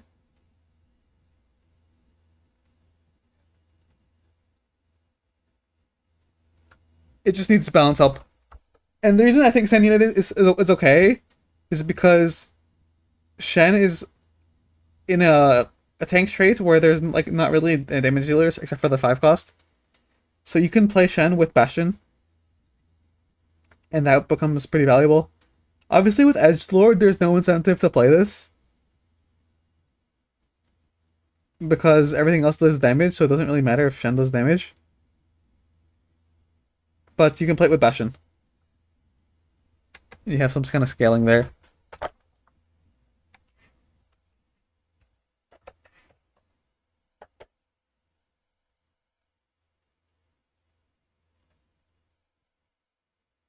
I guess in contrast, like okay, like Stand United, like it does actually benefit Shen, whereas and like it will make him stronger.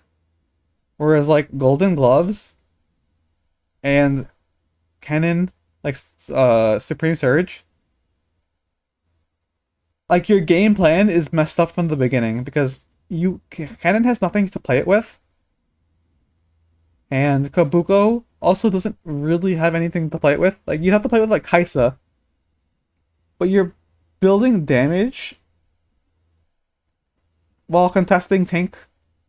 Like the thing is like Kabuko comp wise doesn't fit as a damage dealer because any comp that you have Kabuko in it, he is incentivized to be the tank because there aren't other options available. So like you have to play Kabuko as a tank because if you don't play Kabuko as a tank, any comp with Kabuko in it will not have a tank. Like it's not even that Kabuko is a good tank; it's that he's the only tank in the comps that he's played in. Whereas Shen has Zhenjiao. I mean, these are just carries. Aatrox. I mean, he has Zac, but also Mecha Blade. Like it's like kind of it's pseudo tanky. Like Aatrox functions as a tank while also being a carry with this. So like this is perfectly fine because Aatrox is like a drain tank. Whereas Kabuko is not a drain tank. And Cannon, while he still is a tank with this, you just have like it's just dependent on like you need to play Kaisa or something. Like I think the easy fix for Cannon would just be to not tie it to Supreme Cell. If anything, tie it to Sorcerer. That would be much better.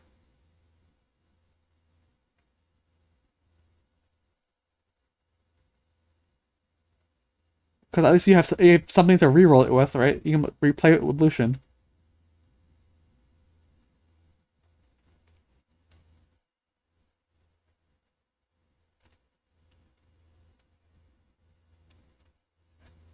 Yeah. The other thing is, I mean, okay, and I will take personal fault for some of this, which is finding optimizations in power ups that are so broken that it just warps the game, and as a result, stuff gets removed. So like, stretchy arms GP had to be removed because of like how it worked with his ability.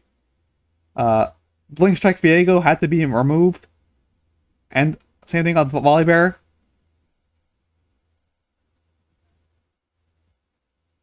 Hemorrhage had to be removed off of Gwen.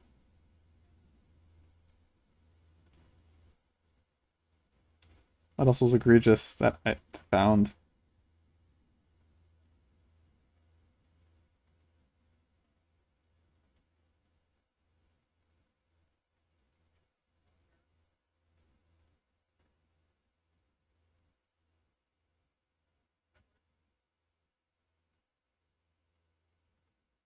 I don't know. Maybe that's it. But like the point is, oh yeah, Frost Touch, Twisted Fate. That also had to be removed. Like, and as a result, it kind of kills a lot of the design ideas around certain things. So, for instance, right now we have, and I'm bringing this up because I completely forgot this was in the game. But if we look at the tentative patch changes, we have a blink attack getting buffed, which is not really a problem in the sense that a blink attack is not very good at all. But like, let's take a look at the units that get blink attack. We have Akali, Katarina, Echo, and Jace. What blink attack does is when you switch targets, your next attack deals more damage. Like, as a percentage. The problem with this is that this scales with AD. Like, your attack is based on your AD. And we have 3 AP units. That, like, they scale with AP, and their base AD is so terrible that they don't get any value from it. Kali's base AD is 35. Like, in comparison, Rakan is like 50.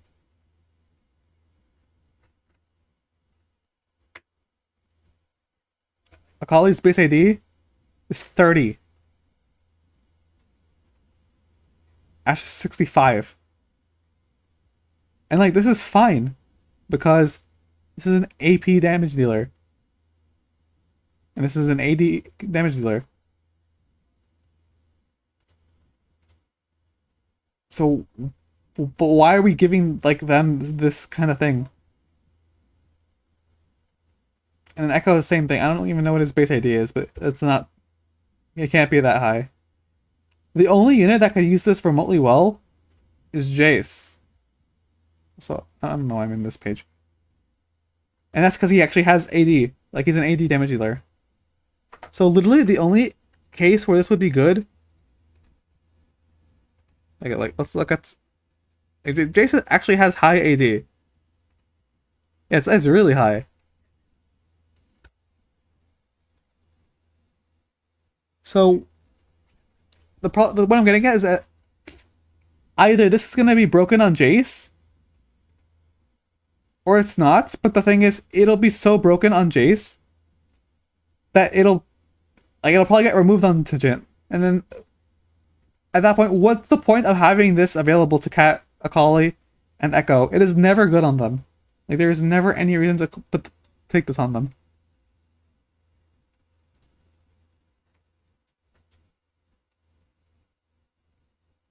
And as a whole, this power up is not good. if it ever was good, it'd be some broken case. Like, if it ends up being broken on Jace, that's just gonna be a balance problem. But like, why did like how are we gonna get here in the first place? Like at that point, just make it a unique. Like you removed it from all the examples where it was broken,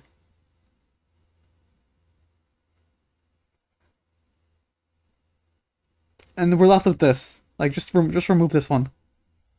There's a lot of other examples too, where like what's the point of them existing? Like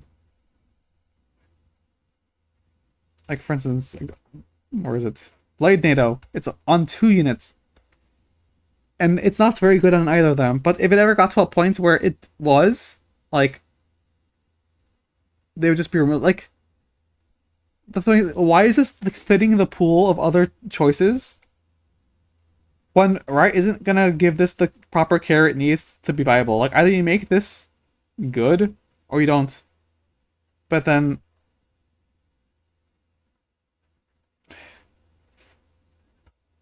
stuff like Tiny Terror, which are just never clickable, because it's like not even a real Edge of Night proc.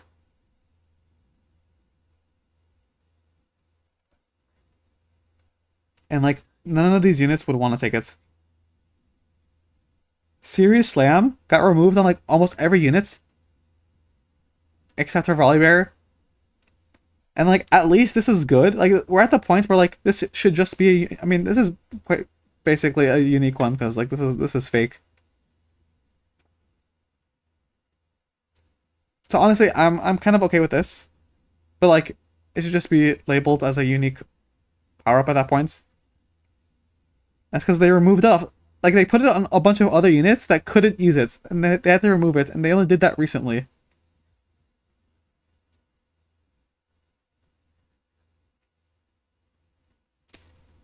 And also, why is Classy here, like in the game? Like there's no like. Okay, I will test some interactions, but I don't think it's good on anyone.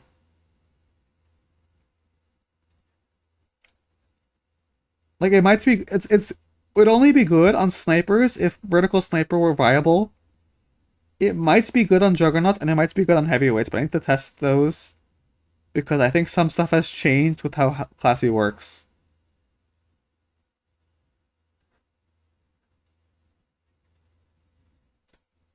And like we had stuff like this, which from this like literally day one, people knew that these were gonna get removed.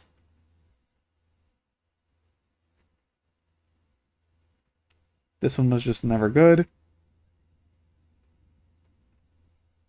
This one is just honestly, it wasn't even problematic. It was just bugged. Like they removed it because it was bugged.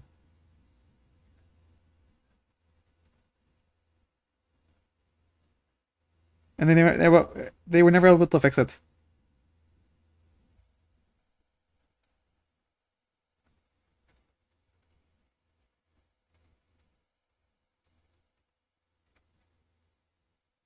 But yeah, like one thing that can be done is to thin the pool more because there is some overlap that isn't needed.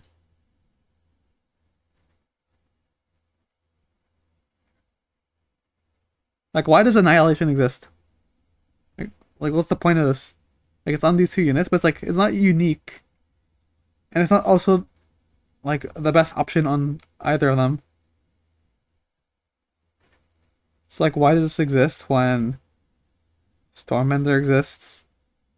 Like, Shadow Clone used to be an option. It doesn't do anything interesting.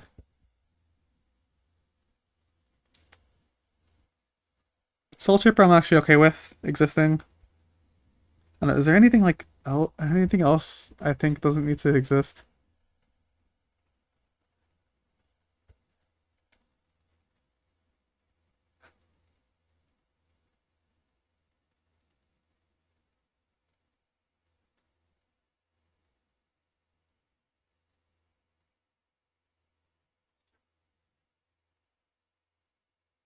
This is like an interesting case, but I think these need to exist. Wait, Magic Expert.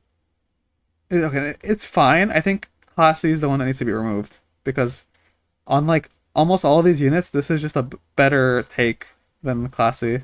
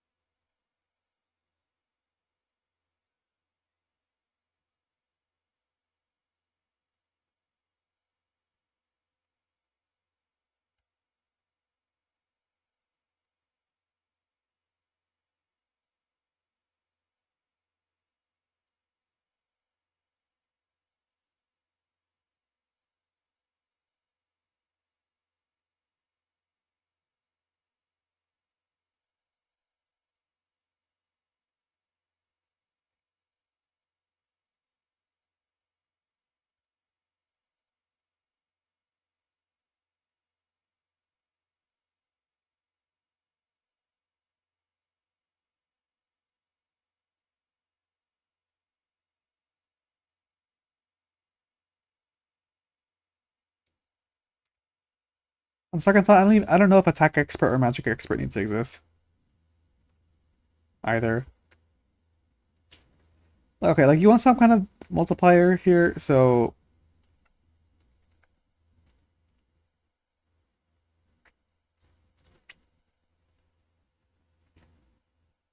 okay, I guess this space is like okay, but the problem is that it's just never better than most of the other options. Like on most of these units, I don't think attack expert's very good.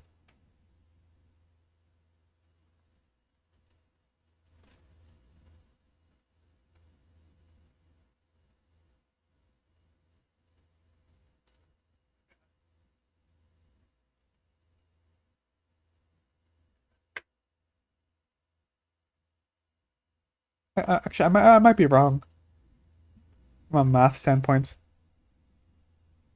I don't know. I have to figure that out. Like at what point does what are the other options here? Gather force.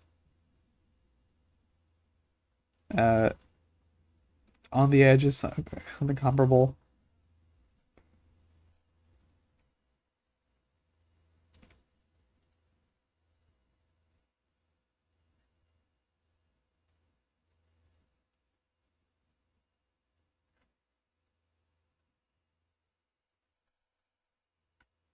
I don't know. I need to structure this better to because I need to yap about it some more later. But I have to go for now.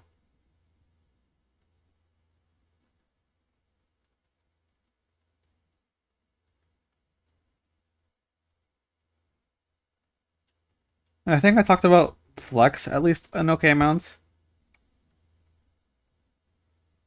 I think the actual problems with sets 15, I would probably need to like find a way to collect my words a bit better and have like a bit more of an organized like presentation.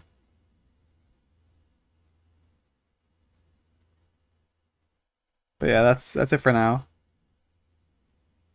Yeah, I do have to get going soon, so I call it. So yeah, those who are here, thank you for watching. I'm going to be going like so. Most of the changes are on PB now, but I'm gonna be going over them a little later in case more stuff gets added or changed. Because there's still some stuff that I saw being changed, so I'll wait a little bit and then later in the week I'll start playing on PB. Hopefully, I can actually get into games. Maybe like if people actually play. But yeah, that's the plans for now. In the meantime, if I stream before like Friday, like if I stream tomorrow, I might play some more Ocean's Ascent. So yeah, that's it. Thanks for watching.